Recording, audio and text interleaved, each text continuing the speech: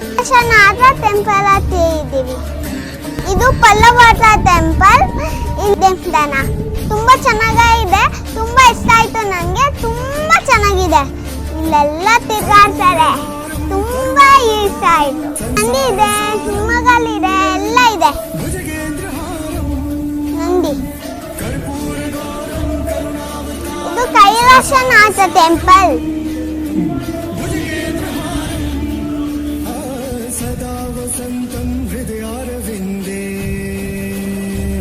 ನಿಮ್ಗೇನಾದ್ರು ಈ ವಿಡಿಯೋ ಇಷ್ಟ ಲೈಕ್ ಮಾಡಿ, ಶೇರ್ ಮಾಡಿ, ಕಮೆಂಟ್ ಮಾಡಿ, ಮತ್ತೆ ಸಬ್ಸ್ಕ್ರೈಬ್ ಆಗಿ.